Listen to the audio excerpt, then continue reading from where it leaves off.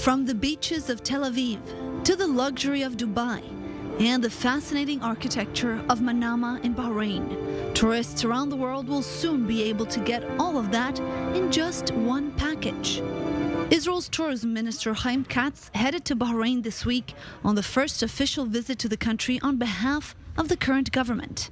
Warming ties, expanding trade, more cooperation. All of this a result of the Abraham Accords signed between Israel and the two Gulf nations almost 3 years ago. The next step now is to increase tourism. We will work to realize the potential to turn the Middle East into a leading tourist region in the Asian market and in other distant destinations. Work discussions will begin already next week. If we were to cede to make a 3-country trip, it would actually be miraculous. You know, when you're talking about a joint holiday package, I thought we were talking about Hanukkah because it would really be a miracle if something like this could ever take off. But the CEO of Zion Tours says the idea might not be so practical.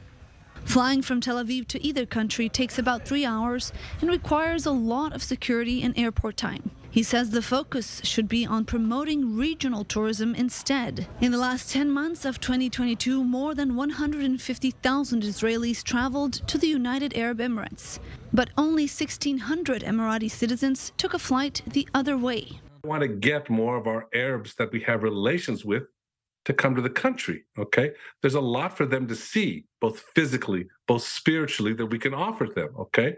Yes, we know the problems, but that's what our tourism minister needs to be doing.